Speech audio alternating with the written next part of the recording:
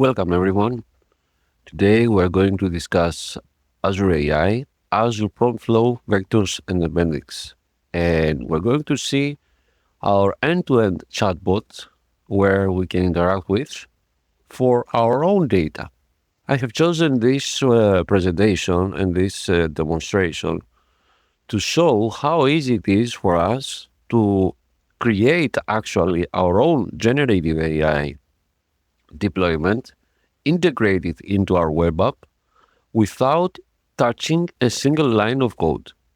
It is very easy to start with, and it is very user-friendly and beginner-friendly. So someone that starts now their journey with the AI technologies, Azure, and prompting from the engineering, this presentation may be very beneficial for you. But enough about it. Let's see, who am I? I'm Konstantinos. Pasalis is my last name, and I'm calling from Athens, Greece. You can find a lot of my projects, including this, in my GitHub, where it is displayed on the screen. I'm a Microsoft Azure MVP, certified trainer. I pursue a lot of certifications when I have the time to do. I work as a solutions architect here in Athens for a multinational company named EPAM. Enjoy solving complex problems, especially when it comes to hybrid technologies, multi-cloud, data and analytics, and of course, artificial intelligence, AI. Let's see what we're going to discuss today. We're going to see how we can create our own PromptFlow and deploy this PromptFlow into our Azure subscription using AI Studio. There are some basic blocks that construct the sum of our solution. The tools we're going to use, of course, and the services we need is an Azure subscription. You can create a free one with a number of credits, around $200 for 30 days, which you will have access to all services, including AI Studio and OpenAI. We're going to need an Azure AI search for us to have a vector database and store our data for indexing. And we're going to publish our PromptFlow as an Azure web app, which in fact will be our endpoint. It will be an API endpoint at the end of the day. So let's see. We need, of course, our Visual Studio Code for our developer actions. Our developer workstation would be that. I'm using VS Code. You can use whatever ID you prefer to. What we're going to do is that once we have our Azure subscription at hand, we're going to deploy our index. We're going to utilize AI Studio, machine learning, and our OpenAI model. And finally, publish our PromptFlow as a web app endpoint. This is going to be a Flask web app. We need the basic tier for Azure AI search. We're going to use machine learning workspace, and we're going to see how easy it is to interact with it. You don't need to create nothing else. Everything will be created for us in the process of this PromptFlow creation. It's actually will be created when you create your first Azure AI Hub. Everything will be created for you, including the storage accounts. The server as compute is something that we're going to select when we want to build our PromptFlow. And of course, platform as a service. We can scale out, we can scale up, we can use our custom domain, and of course, it supports TLS end-to-end. What is this aspect of PromptFlow? And because there are a lot of examples, the one that I have chosen is what you see here on your screen. It's actually a bunch of PDF documents, which is our data. We're going to throw them into our index, which actually are stored in an Azure storage account, but we don't care. We just throw them through the user interface, and they are stored in this storage account. The index is creating the vectors for this data. And we have already at our hands the ability to create this PromptFlow based on our data. When we start interacting ultimately with the endpoint, we'll be able to answer any question about this data. We have also control over the system prompt and warn users in case they ask anything irrelevant. So if you want to have a deeper look in the PromptFlow deployment guide, this is a diagram where you first have to identify your business use case. You have to collect your sample data and learn how to build the basic prompt, develop this flow based on the prompt to extend the capability, and then start experimenting.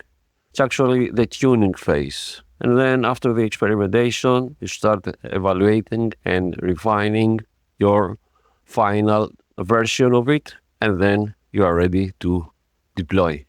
Let's go to our demo. Our demo consists of several parts, let's say. Okay, so let's see what is this for us. What does this mean? Sorry. What we need is our portal. Portal.azure.com is where we get access to our resources. We're going to need a resource group, which I have already created. Resource groups are containers that hold our resources into a logical separation. Okay, so we have here our resource group that contains our resources. I have already built the PromptFlow, but we can build it together again. Some important remarks here. First of all, we need an Azure AI Hub. An Azure AI Hub is a resource in Azure AI Studio where you can have all your resources under one networking, and you can create different projects under this hub. So you can see you have the parent resource, which is an AI hub, and into this hub, you deploy your different projects. For example, you can have projects that are dealing only with prompt flows. You can have another project that deals only with chat completions, and so on. The hub is the infrastructure, let's say, that holds all our projects. You can apply different network configurations and so on.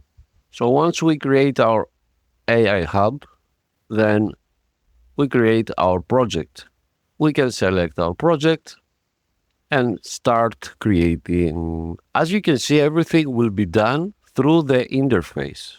Again, it's a very user-friendly deployment, especially for people that are just starting to deal with prompt engineering, prompts in general, and want to have a deeper look into Microsoft's technology being Azure. Of course, Azure AI and Azure Machine Learning. When we want to create a new AI hub, all we have to do is go to Azure AI Studio. The address is ai.azure.com.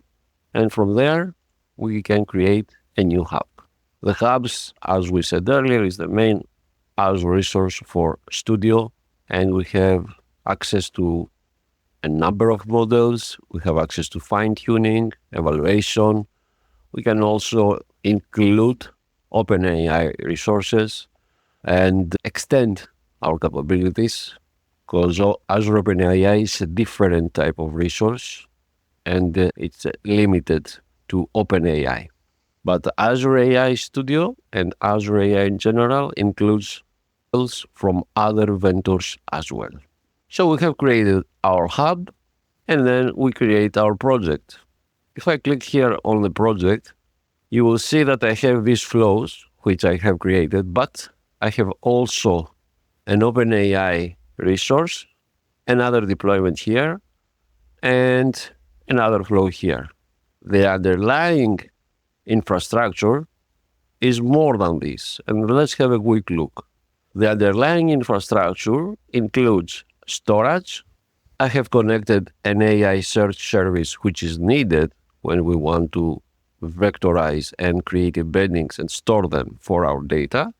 And Azure Key Vault, for you that you don't understand what Key Vault is, a resource where you can store your connection strings, secrets, certificates, and so on. And instead of including these details into your code for your integration between different services, you just refer to this from the Key Vault service. A container registry, which is needed by Azure to store the images that we create, because when we create a new PromptFlow, it actually creates a container. An OpenAI, as you saw earlier, resource, and the hub and the project. That's simple. Let's return to AI Studio. So here we are in our ai.azure.com. We have created a hub and a new project. Let's say that we want to start using and creating our first PromptFlow. We need to start from the indexes. So if we don't have an index, we need to create it, of course. So if I click here, New Index, you need to select your data. Where is your data? Is it already in Azure AI Search? Have you brought it over in AI Studio?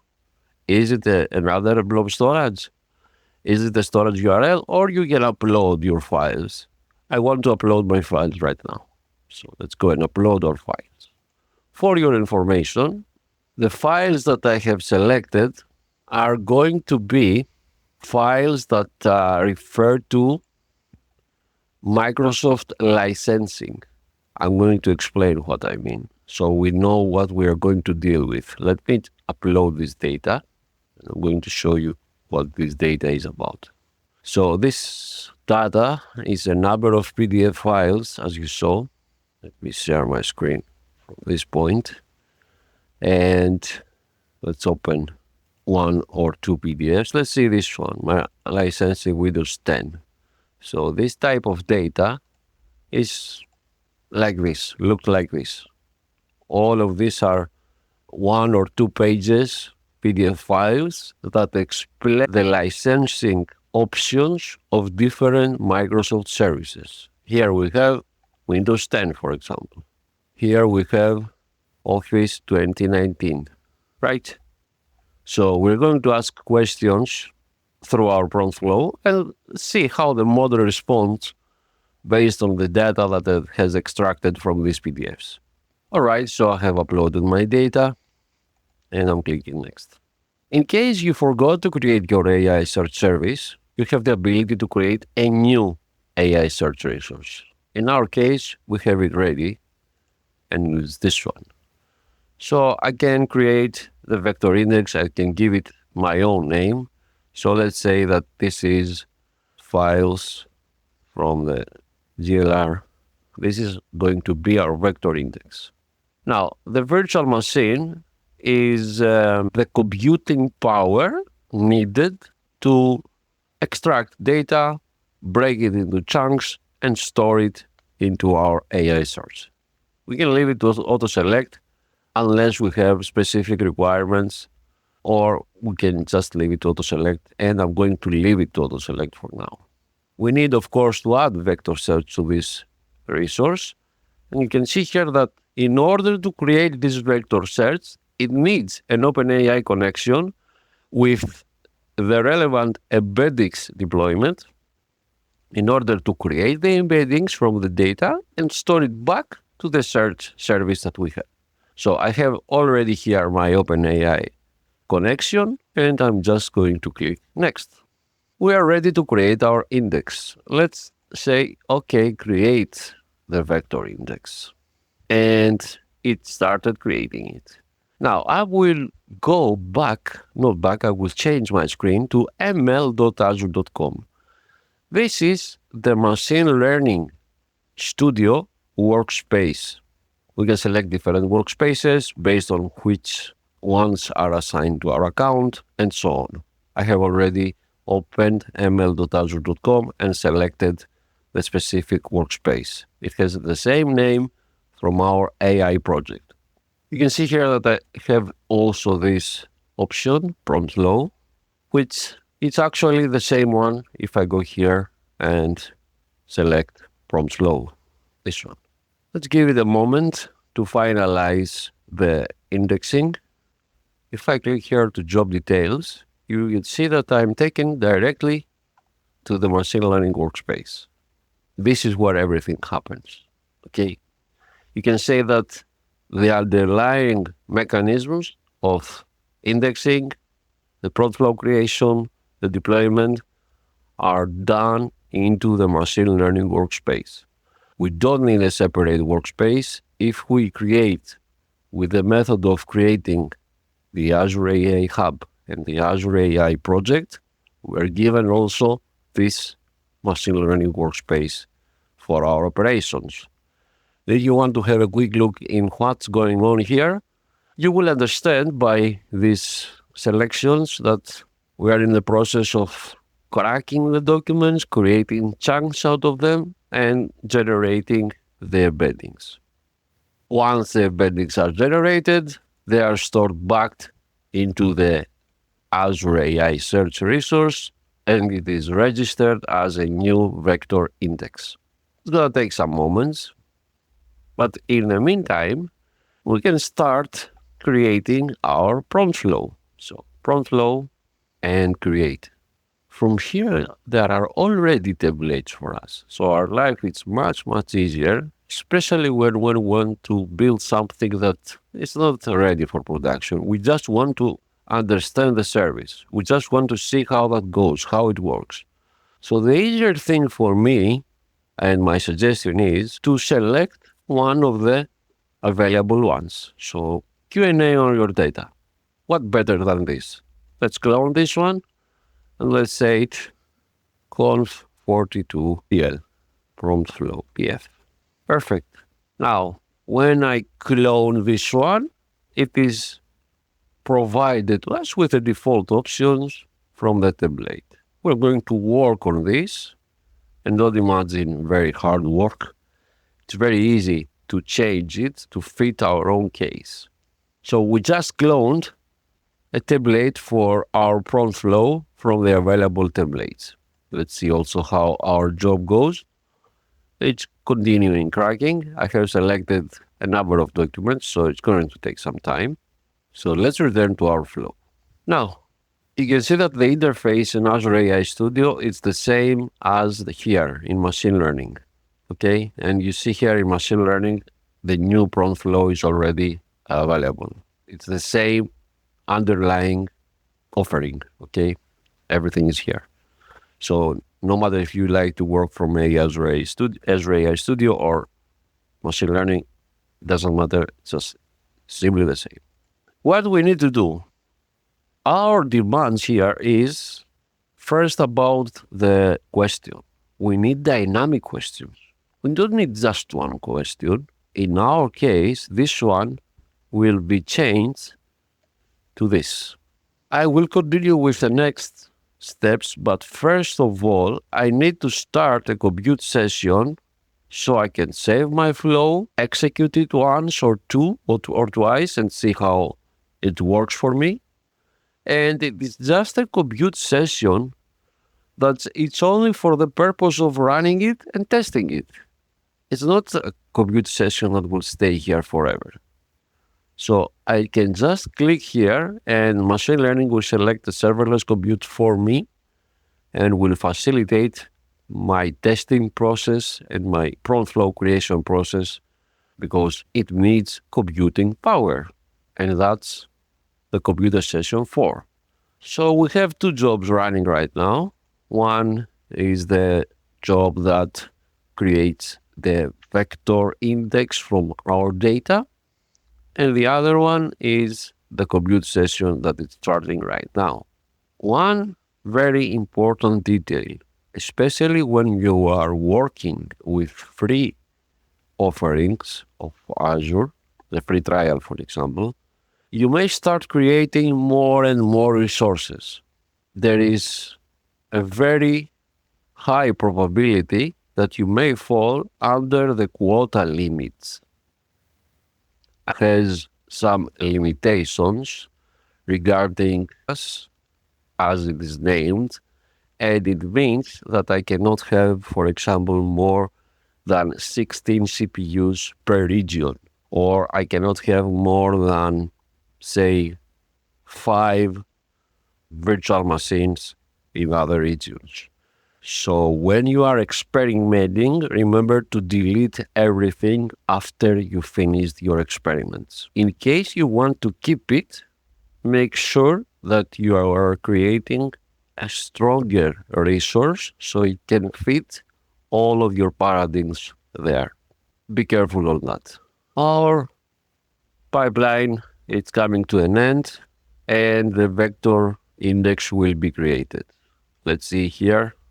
We are waiting for the computer session to start, and let's move on by editing our prompt flow. We started by removing this question and adding the quotes. This is going to be a dynamic question when we deploy it, so we want to have the ability to provide any questions we want. You can see here that it's broken into different sections, right? The first section is this one, the inputs. Then we have the outputs. Then we have the lookup. Here is the lookup section where we can, of course, integrate other LLMs, extend the PromptFlow, or add our own code. We have the ability to extend the whole template to our own liking, but we're going to keep this one for our case. So in the lookup, we need to provide a mechanism to the flow to be able to understand the context, okay? So the lookup function will set the index. Which index I'm going to use? We're waiting for the computer session to start. So let's give it a moment here. The index is completed, so that's a good start. And let's wait for the compute session. Yes, it is starting. Let me see. We can go here in the PromptFlow menu. You can see other prompt flows as well. The compute session used to be this one, this runtime, but it has been removed and it is renamed to compute session. So all we have to do is go to the flow and just click on the start compute session. Of course, we can create our own here. As you saw from the drop down, we can select different details for our compute session. All right, let's continue. Now, here you can see that we have already the Python code that will generate the context for the prompt. Again, we don't need to intervene anywhere in this process. It's already there for us. Now, you're noticing this activate config. Our computer session is ready. By the way, this activate thing is like a conditional function for our prompt flow. And it says that if this thing stands or happens, or if when this thing is this one, is string or double, okay, when this condition, let's say, exists, then you're going to activate this section.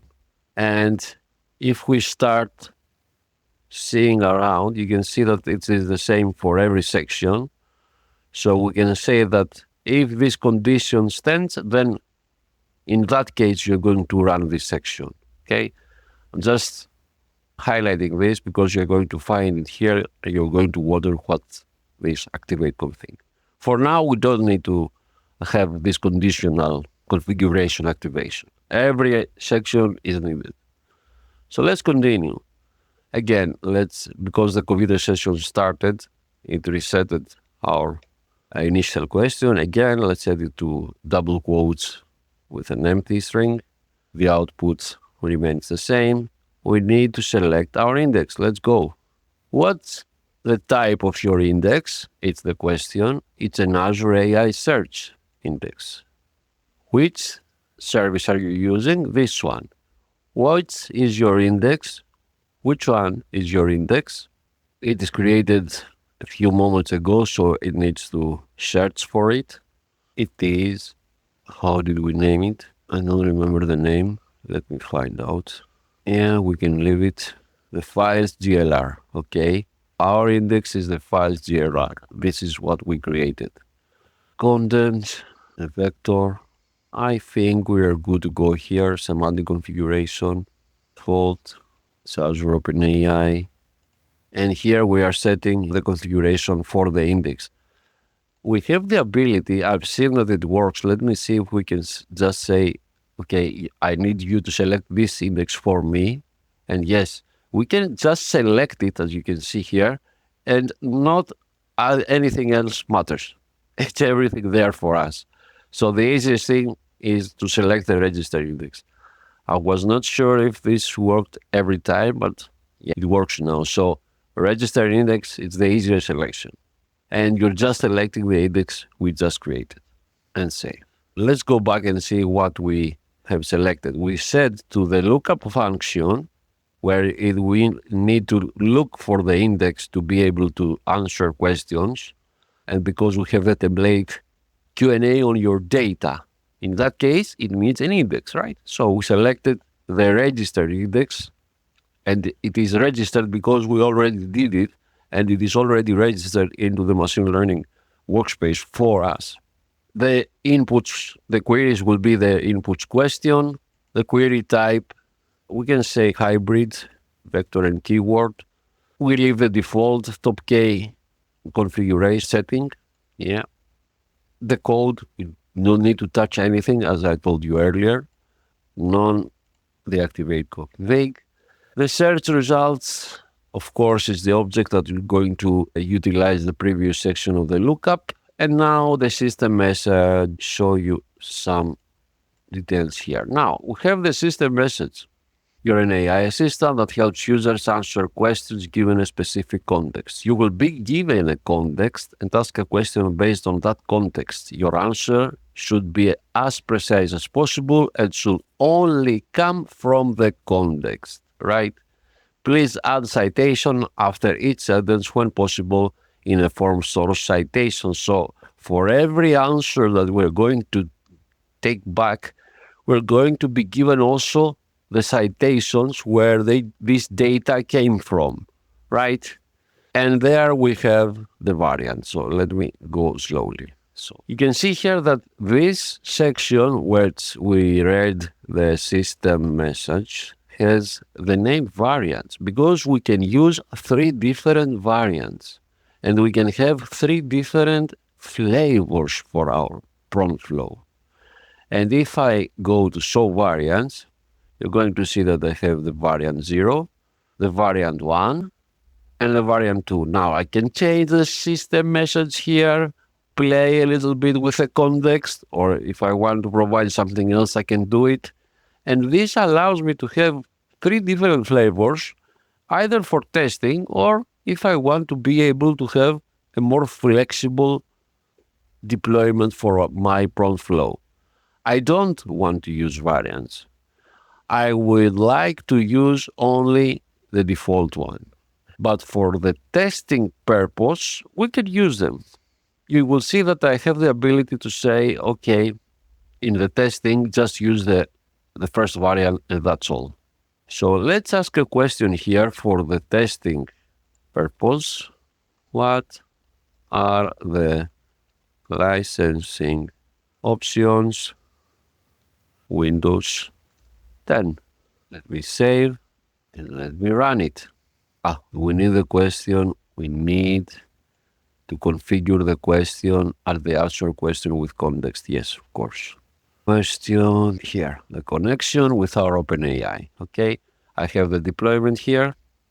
I can use GPT-4 or GPT-4o. Let me use the GPT-4. I can use chat or completion. Chat is now what is the latest deployments are chat. So I can use text for the response format or JSON. It depends on how my application is going to take this output. Again, let me save. So for the answer the question with context for each variant, we need to select our OpenAI connection and select our model, right? Now it's saved, and now I can press run. And now you can see that, do you want to use all 3 variants or just use the default? So since we didn't went that far to have different variants for our flow, we can use just the default. So submit. It's going to take some moments to run. You can see here that every section is activated. I hope the question is there. Yes, it is. It is going through each phase. The lookup is completed, the generate prompt is completed, the variant selection is completed, and the answer is generated. Let's see what we have here. Yes, you can see here that we have already our answer. The output is that Windows 10 can be licensed through several options. And we have also the citations that are just references to the PDF files that we have. Here is the output. I can just click it and be taken there on the screen. That was it. We already tested it and we are very happy with it. The answer is very constructed, as you can see. And yeah, we can view the full output for you to be able to understand. Okay. And here is the maybe assigned to any device with no requirements. Yes, everything is there. So let's go back and see everything in action. Let's say we're happy with our PromptFlow since we tested it and returned our output here. And let's see again the output. This is the output. Windows 10 can be licensed through several options. One option is, and blah, blah, blah. Okay. Now, what's next? The next phase is to deploy this PromptFlow.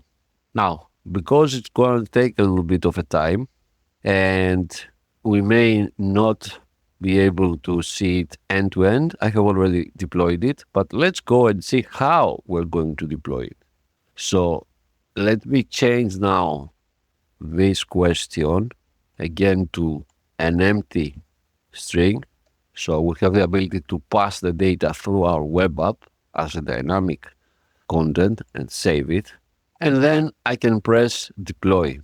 It needs an endpoint, a deployment, and of course it needs a virtual machine. Now, I can select a very strong virtual machine or I can select something that it is a little bit cheaper, for example. But we want to be a little bit fast here, so I would leave this one with 10 cores. I just need only one instance. I don't need 3 of them, okay? So let's say that we have the endpoint, that it is licenses Q and A, and the deployment name will be licenses Q&A1. Next, authentication is key-based, enforce access. Yes, if I want, I can create a description here that will be added as metadata along with any tags that I want also to have. Also, I can use deployment tags for my deployments. I can use a customized environment or environment of current flow definition. I can have, if I am utilizing another LLM or I want to utilize my own model, I can create another environment and have this environment serve my PromptFlow per my requirements. In our case, we're happy with the default and what we already have in our hands. The application insights diagnostic is the thing that you need to have already connected this resource with your AI resource. And application insights is a resource in Azure that provides monitoring. You can have deep monitoring from everything that happens to your deployment, to your function, to your code, the user interactions, everything. It's a very structured service for deep insights in your application. We don't have this need right now, and I already don't have this option enabled, so I can do it right now. It just warns me that you have to do it beforehand. Let's go. Specify what flow outputs to be included in your endpoint response and what connections to be used. Yes, I want the output to be included in the endpoint response. Answer the question with context. Yes, everything as we you created it in our PromptFlow and create. Now, you can see here that we have a new job that will create this endpoint. Let me show you. I have already my first endpoint here, and now it's going to create this one. It's the real-time endpoints, as we say.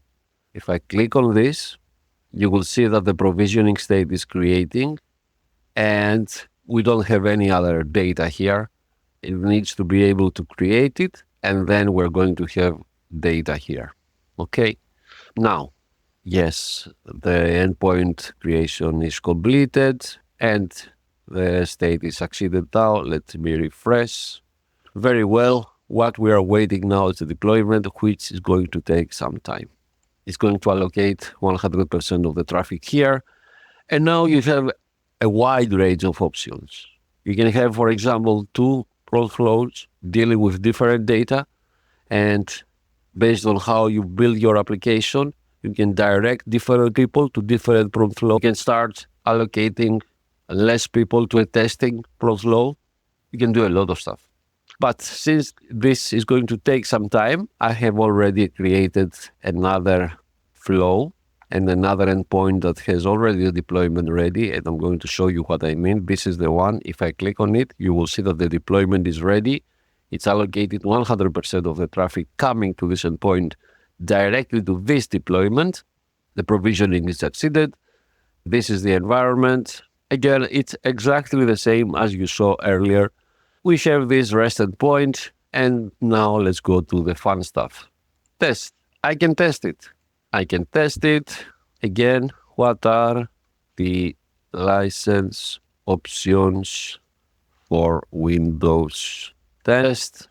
And we have our response back. So before deploying our code, and that means consuming our deployment, which is this part, and you can see here that you have the code ready in 4 different types of consumption, as it is named, but in fact it is different language frameworks. So you can have it in JSON, Sharp. I don't know why JSON is empty. I don't remember why. Anyway, you have C#, Python, and JavaScript. So all you have to do is take the code snippet and integrate it into your own app. And let me show you what is happening here. I have my VS Code, my workstation. I have created a very simple web application. You will see how that looks.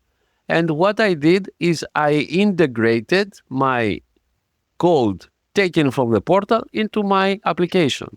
So I have created a Flask, web app. This is the code that I was given from the PromptFlow screen. This is the one. So just take it, copy. That's all. Copy and paste to your VS Code or your IDE. You need, the only detail that you need is the API key, which is not included here, but you can take it from the consume menu where you have 2 keys. Of course, you can utilize any one of them. Microsoft is using this logic, always 2 keys, primary and secondary key for endpoints that need access through keys. So you can have 1 key to the primary developer team, secondary key for you or for any service principal for automation and that stuff. They do exactly the same job. Okay, since you have the key and the API endpoint, you can interact and consume the service. Let's go back to our code. So we took our code from Python, we integrated into our app. All I had to do is create these environment variables. So to add a little bit more of business flavor here, you don't add sensitive details like an API key or the endpoint into the code. So I created these variables, and by variables, I mean that we have a web app in Azure. Let me show you. We have here a web app, okay? So for me to avoid storing sensitive data into my code, I created environment variables, the API key, and the Azure endpoint. This is what the code needs, okay? If you see in the code, it is provided to us by the consume code, okay? I'm given the URL, I have to insert the API key, and purposely I have left the code like this, so you can see that I commented out this one and created these 2 environment variables that are declared into the Azure App Service, which is hosting this application. And enough is enough. Let's go and check it out. So all we have to go and see is this URL. And of course, as this is a web app, you can have your own custom domain, right? You can add authentication. And this is the easier thing that you can do. You can take my code from my blog and utilize it as you like. I think it's for anyone that is already into very basic web deployment, you can understand easily how to create a web application in Flask, with Flask, in Python, in your favorite hosting provider. In our case, it is Azure Web Apps, as it is called. And let me also show you something while this is loading. Come on. Yes. Let's go from here. Maybe it's a little bit faster because the other one is a workstation in the cloud. This is my PC directly. So let's see how that went. The endpoint is here. There is a good chance that it has been, that it takes some time to finalize the deployment. Okay. This should take some time also. I don't like it anyway. Let me see. Okay, this one is open. Okay, the app is stopped. I have to start it. Now, for post management, you can stop a web application and you are not charged that much. You are just charged for the storage. In my case, I had it stopped and now I started it. The way to deploy your app from VS Code to Azure is very straightforward. You just need to create your virtual environment, add your data, file the code, run it locally, test that everything is all right, and then it's just a simple command to deploy your app in Azure. It needs some time to load. In the meantime, let me show you something very important that you need to know. So remember that starting with this deployment, we talked about resource groups, right? In Azure, the first level is the subscription and the second level is the resource group. Resource group is the logical separation of resources. You can have different resources into a group of it.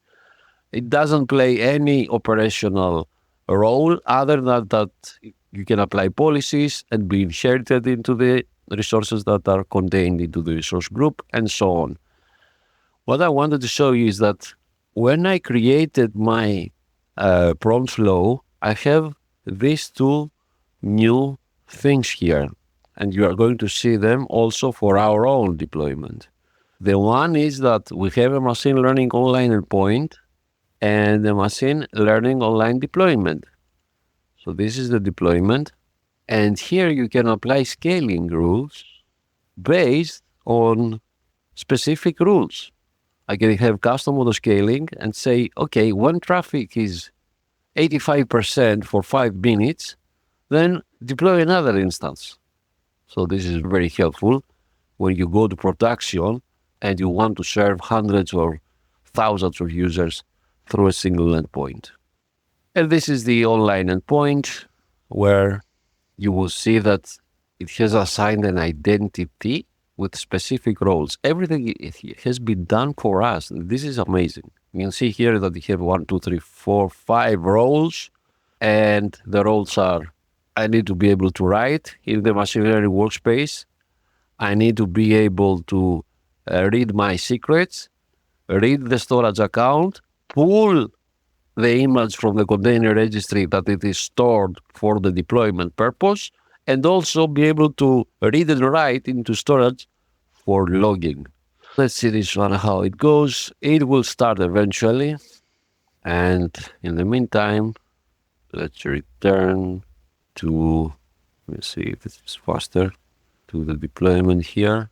It's not ready yet. We have to wait. Let's see how that goes. It seems that it needs a little bit of time to start, to fire up, as we say, but it will be up eventually. Let's see this app service. Let's stop this. Yeah, it timed out. I hope we don't fall in a problem here. Deployment is in progress. Yeah, it needed a restart. This is our very simple web app. You can integrate it, of course, into a larger website of yours. It is the PromptFlow, that the same exact thing will happen when we take the code that we created here okay, from the consume when it is open, because it's still creating the deployment.